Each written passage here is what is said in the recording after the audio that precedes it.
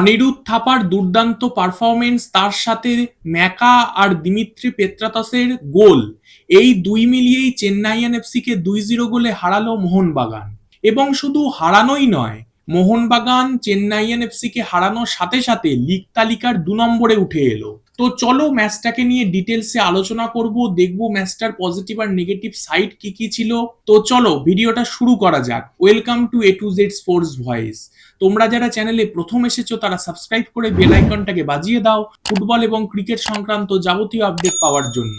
আর daily updated থাকার জন্য আমাদের other social media ID Facebook, Insta এগুলোকে ফলো করে রাখতে পারো। Now come to the point. দেখো ম্যাচটার কথায় যদি প্রথমেই আসি, ম্যাচটার কিন্তু first to last Mohun Bagan Chennaiyin এফসির ওপর প্রেস করে গেছে এবং এই প্রেসিং এর ফলস্বরূপই কিন্তু দুটো গোল দুই অর্ধে এসছে। তবে মোহনবাগানের সমস্যার কথা যদি বলি, মোহনবাগান কিন্তু গোল মাউথে গিয়ে ডিসিশন মেকিং এর অভাবে ভুগছিল। না হলে কিন্তু মোহনবাগান শুধু দুই নয়, মোহনবাগান অন্তত আজকের ম্যাচে 5 থেকে 6টা গোল করতে পারত। পেত্রাতসের কাছে হ্যাটট্রিক করার সুযোগ এসে গেছিল সেকেন্ড হাফে, কিন্তু সেটা করতে পারেনি। কামিন্স, তার কাছেও গোল করার সুযোগ ছিল, সে সঠিক প্লেসমেন্ট করতে পারেনি। এছাড়াও গোল করার সুযোগ ছিল লিস্টনের কাছে, তবে লিস্টনের যে বলটা সে রেখেছিল কার্লার ফার্স্ট হাফে, সেটা কিন্তু পোস্টে ধাক্কা খায়। সুতরাং তার লাক ফ্যাক্টরও আজকে হয়তো কাজ দেয়নি। যাই হোক, ম্যাচটার প্রথম থেকে কথা বললে মোহনবাগান যেরাম বললাম প্রথম থেকেই প্রেস করছিল। রবসন রবিনো সে অনেকবার কিন্তু ড্রিবল করে বক্সে ঢুকে যায়, কিন্তু সবকিছু করলেই সেই একই সমস্যা, ডিসিশন মেকিং।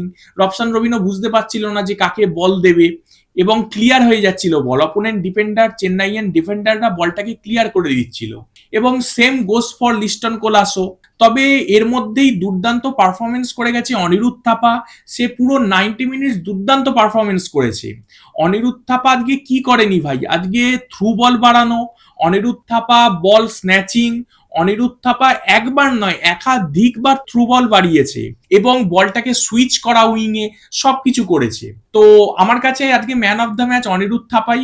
এবং অনিরুদ্ধ থাপার বাড়ানো বলই ম্যাকলারেন পায় বক্সের মধ্যে এবং দুর্দান্ত প্লেসমেন্ট। ম্যাকলারেন যেটা ভালো করে সবাই জানি। মোহনবাগান কিন্তু 45 মিনিটের মাথায় নিজেদের প্রথম গোল পেয়ে যায়। সেকেন্ড হাফেও কিন্তু মোহনবাগান একইভাবে প্রেস করতে শুরু করে এবং অনিরুদ্ধ থাপা সেকেন্ড হাফেও দুর্দান্ত ছিল।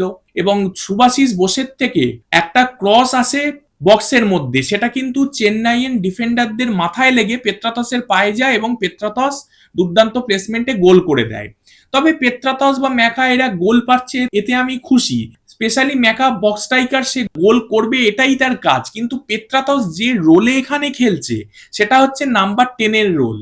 দরকার গোলের জন্য থ্রু বল বাড়ানো, কিন্তু সে কিন্তু গোলের জন্য থ্রু বল বাড়াতে পারছে না। গোল করছে, সে ভালো পারফরমেন্স করছে, আমি সেটাও বলছি, কিন্তু তার মূল যেটা কাজ, যে গোলের বল তৈরি করে দেওয়া, সেটা কিন্তু সে তৈরি করতে পারছে না। এটা কিন্তু কনসার্নের জায়গা একটা। এবং মোহনবাগান যেরকম বললাম আজকে অসংখ্য সুযোগ তৈরি করেছে, কিন্তু ওই ডিসিশন মেকিং এর প্রবলেম বা বলতে পারো বক্সের মধ্যে পেনিট্রেটিভ পাস দেওয়ার প্রবলেম, সেই প্রবলেমে মোহনবাগানের কিন্তু গোলের যে ট্যালি ওটা বাড়েনি, 2-0তেই আটকে আছে। না হলে কিন্তু মোহনবাগান অন্তত 4-5টা গোল করে দিতে পারতো, কারণ পেত্রাসের কাছে হ্যাটট্রিকের সুযোগ ছিল। রবসন রবিন অন্তত একটা গোল করতে পারতো। কামিন শেষ দিকে নামে, কামিন, সাহাল, তার সাথে নামে টেকচাম, মনবীর, প্রত্যেকে কিন্তু নেমে যাদের ইম্প্যাক্ট ছাড়ার চেষ্টা করেছে। তবে কামিন্সের কাছে যে বলটা এসে গেছিল, কামিন্সের মতন স্ট্রাইকারের থেকে আমরা ওখান থেকে গোল দেখতে চাই, কিন্তু কামিন্স যে কেন সেটা প্লেস করতে পারলো না সেটা বোঝা গেল না। যাই হোক, আজকে যদি মোহনবাগান 4-5 গোলে জিততে পারতো, মোহনবাগান কিন্তু লিগ তালিকার টপে চলে যেত।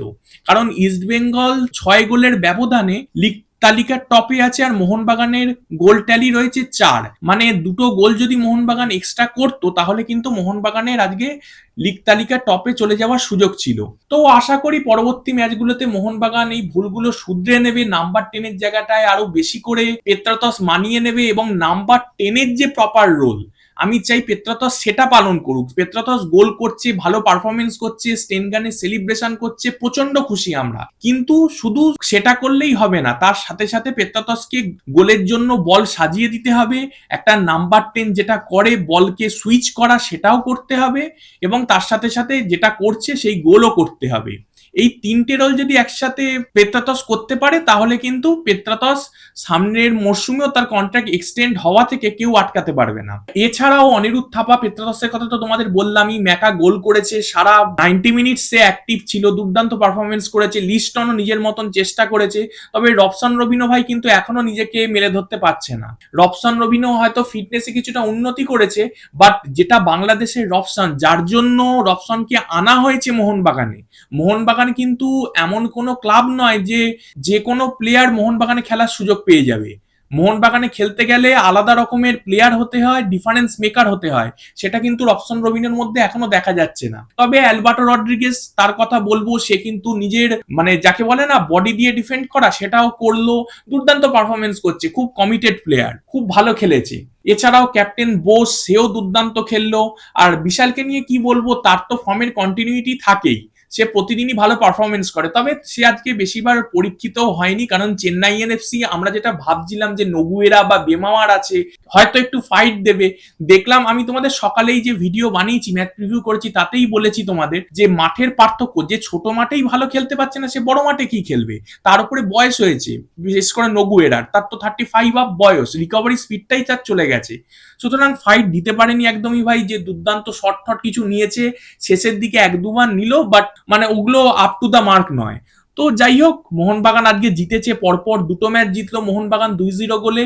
আশা করি মোহনবাগান নেক্সট ম্যাচগুলোতে শুধু জিতবেই না, গোল পার্থক্যটাও বাড়াবে, এবং মোহনবাগান তৃতীয়বারের মতন আইএসএল লিগ শিল্ড চ্যাম্পিয়ন হবে।